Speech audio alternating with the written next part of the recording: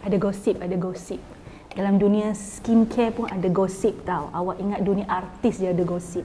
Dalam dunia skincare ada gosip, dan gosip ini antara gosip yang hangat sekali, iaitu gosip tentang, bukan gosip lah, kontroversi tentang sunscreen daripada Korea yang dikatakan menipu penggunanya. Tulis dekat produk lain tapi sebenarnya lain. Ini gosip penting untuk kita ambil tahu sebab kita pengguna. So takut-takut anda ada yang pakai produk yang mengalami penipuan kadar sunscreen ni. Nak tahu produk dia dan nak tahu apakah kontroversi ini secara detail? Jom bincang.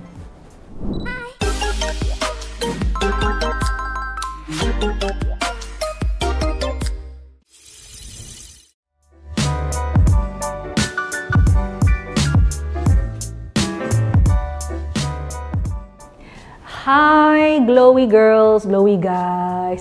Cakap pasal gosip, tak lari daripada skrin. Duduk kat situ Memang kau suka gosip kan? Okey, sebelum saya cerita pasal gosip sunscreen ini, saya nak ajak semua yang dekat sini yang suka bergosip, taklah suka bergosip, kena cari ilmu juga. So, mohon anda semua, saya galakkan, saya nak ajaklah, mohon anda semua untuk pergi ke Instagram Glowy. Like di sana, follow kami di sana, ikuti kami punya post di sana. Kita ada perkongsian yang menarik dan bermanfaat juga berkaitan dengan skincare lah. Semua benda tentang skincare ada di sana. Ikut tahu ya, Glowy punya IG. Okey, berbalik kepada kontroversi. Kontroversi ni bukanlah satu kontroversi yang baru. Ni pun dah nak masuk bulan 4 kan? Bulan 4 nak masuk bulan 5 dah ni.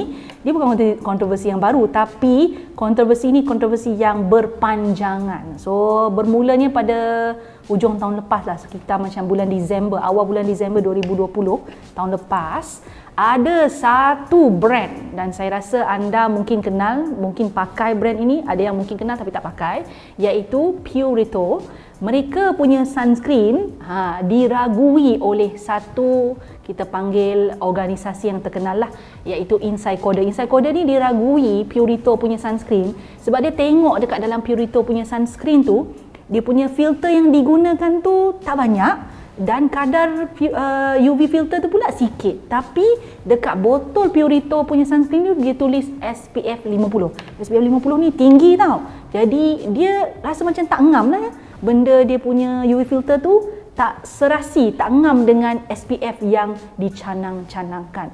Apa yang Inside Coder buat adalah macam makcik Jenab yang suka jaga tepi kain orang pula Inside Coder ni. Tapi taklah, okey lah dia menjalankan kerja tu. Tapi apa yang Inside Coder ni buat, dia ambil Purito tu, sunscreen tu, dia hantar pergi buat lab test. Buat lab test dekat negara Poland satu, buat lab test dekat negara Jerman satu. Kau bukan main ya. Dia pergi hantar, lepas tu dia check memang betul, sangkaannya tidak meleset. Hebat Inside Coder ni. So ujian daripada lab ini mendapati bahawa SPF produk Purito, sunscreen Purito ini tadi bukan SPF 50. Jadi berapa SPF dia? Sangat mengejutkan. Hanya SPF 19 sahaja. Maka kontroversi itu apabila diumumkan di dunia, bukan kontroversi, kita panggil ujian tu diumumkan di dunia, ramailah orang marah sebab sunscreen Purito ni memang terkenal tau. Kalau anda tengok banyak influencer yang suka menggunakan sunscreen daripada Korea, sunscreen Purito ni memang salah satu sunscreen yang menjadi pilihan. So pengguna, influencer, semua rasa tertipu lah kan. Kenapa rasa tertipu? Selama ni kita tepek-tepek, kita bangga-bangga bagi tahu, I pakai SPF 50, tapi sebenarnya hanya 19 sahaja. So Purito ni apa yang berlaku pada kes Purito, sunscreen Purito ni memberi kesan lah kepada jenama-jenama lain yang mengeluarkan sunscreen daripada kilang yang sama. Maknanya ada jenama lain yang guna kilang yang sama seperti Purito untuk hasilkan sunscreen. So apa yang mereka buat? Mereka takutlah sekarang ni. Yalah, dah takut sebab satu dunia dah mula meragui produk yang dihasilkan oleh kilang ini dan segala jenama yang menggunakan khidmat kilang ini. Jadi apa yang dibuat, semua jenama-jenama ini pun buat ujian dia sendirilah. Antara jenama yang buat ujian di sendiri itu adalah Klairs. Klairs pun terkenal juga tahu. Saya pun ada pernah pakai produk Klairs dulu. Tapi sunscreen ni kita cerita sunscreen. Satu lagi adalah Keep Cool, ya. Dan mereka pergi buat ujian dan ternyata benar. Sunscreen mereka tidak seperti yang dijanjikan kepada pengguna, ya. Apa yang berlaku adalah mereka menarik balik, menghentikan penghasilan produk, menarik balik semua produk dan memulangkan duit kepada pengguna. Dan yang bagusnya mereka ni bertanggungjawab jugalah, dia buatlah ujian semula SPF itu, ya. Dan baru-baru ini dikejutkan juga Crave Beauty, ya. Crave Beauty itu satu jenama yang terkenal juga, diasaskan oleh seorang kita panggil YouTuber yang bercakap pasal skincare. Asalnya dia YouTuber, kemudian dia keluarkan produk dan produknya memang sangat terkenal dan mendapat sambutan hangat. Dia pun ada concern sebab produk dia dihasilkan di Korea. Dia buat ujian kepada produk dia, Crave Beauty, ya, ini Crave Beauty, dia buat ujian kepada sunscreen dia, dan tidak lama selepas dia buat ujian tu, dia tak umumkanlah berapa SPF yang didapati selepas ujian, tapi tidak lama selepas itu dia tarik balik juga produk dia. So kita boleh katakan memang tak seperti yang dijanjikan lah. Dan ini sebenarnya memberi tempias kepada banyak produk Korea yang lain tau, yang terhasil di Korea. Si baik I pakai sunscreen Jepun, taklah tempias kan. Tetapi isu ini sebenarnya bukan isu yang baru. Isu ini adalah isu yang pernah berlaku dulu. Ada sunscreen isu juga pernah berlaku pada Neutrogena, pernah juga berlaku pada La Roche-Posay. Itu cara sebutan yang betul, La Roche-Posay. So sebenarnya kan kita sebagai pengguna, bila kita berada dalam situasi begini, apa kita nak buat tu penting dan kita kena faham kenapa ini berlaku. So video ni memang tidak mempertikaikan langsung kepentingan memakai sunscreen, ya. Jangan salah anggap kita bukan suruh anda berhenti pakai sunscreen. Tak. Anda perlu bijak memilih sunscreen dan perlu ada standby, ya, alternatif teknik untuk memastikan sunscreen ataupun sun protection, ya. Sunscreen itu ada alternatif lah. Kita guna sun protection teknik yang lain. Kita nak bincang yang itu. Baik, kenapa kesalahan dari sudut SPF ini boleh berlaku? So saya nak bagi penjelasan, bukan kerana saya memihak kepada jenama-jenama tadi tu, ya, tetapi saya nak anda menjadi pengguna yang bijaksana, bukan bijak situ sini, bijaksana, ya, supaya anda boleh faham macam mana SPF ini ditentukan.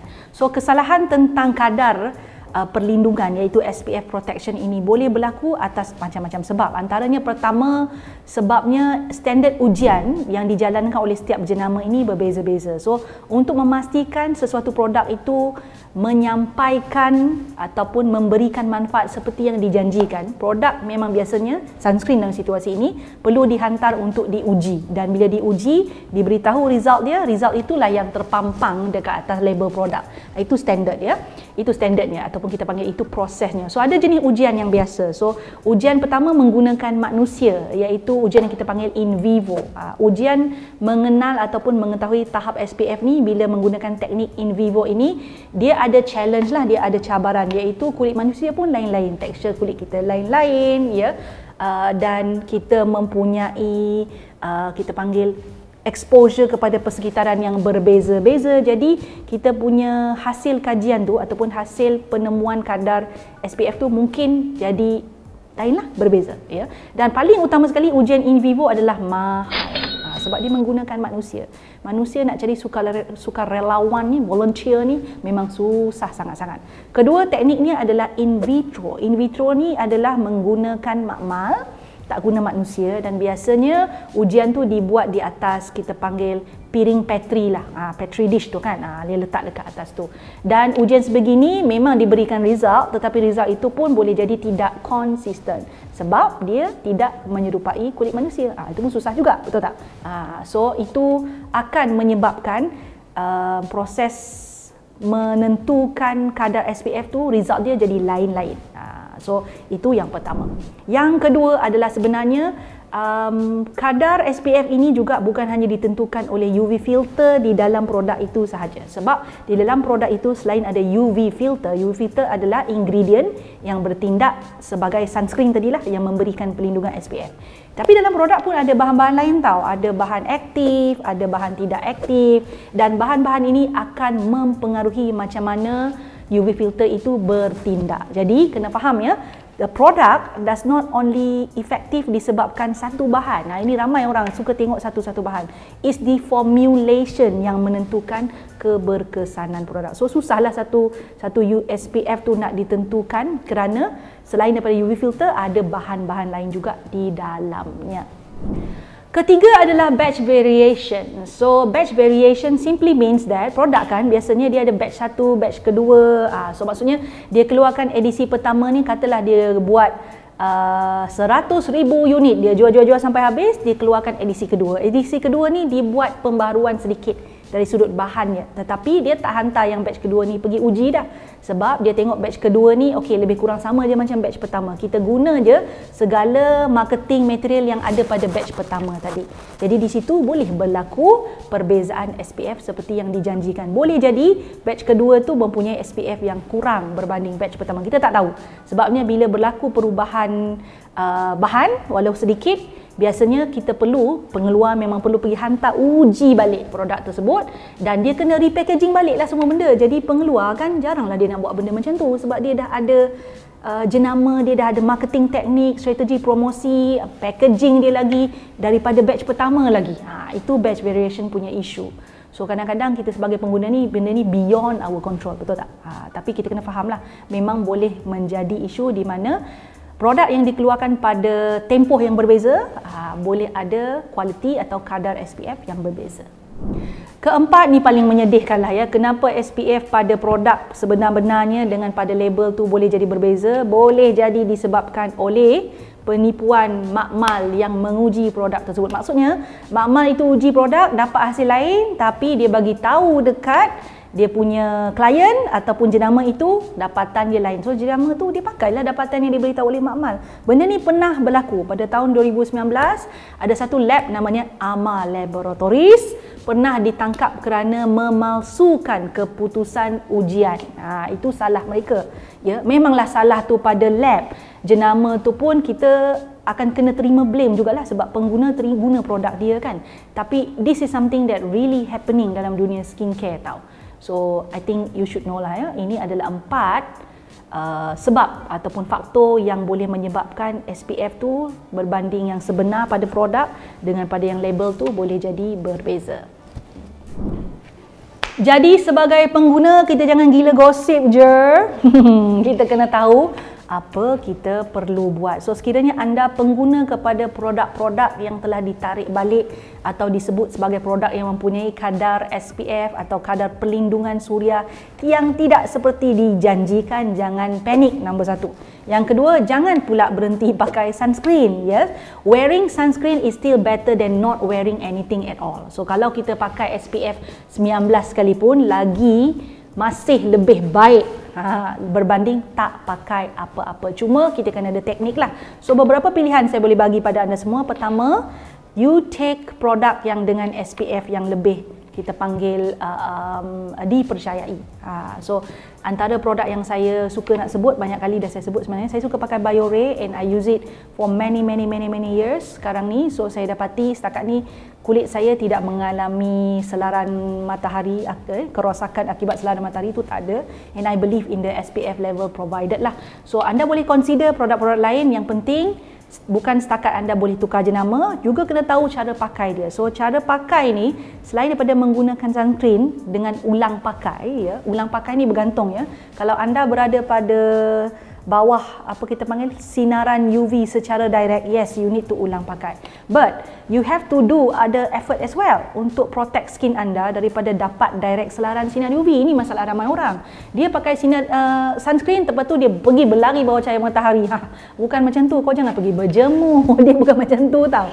So apa yang perlu dibuat adalah pakai sunscreen pada masa yang sama. Jika anda boleh elakkan diri daripada berada di bawah cahaya matahari tanpa ada sebab dan tujuan yang betul, elakkanlah ya, beradalah di dalam bangunan. Tapi dalam bangunan pun ada sinar UV, ia tidak kuat, dia bukan open exposure, dia bukan kita panggil yang kuat, yang intensity tinggi.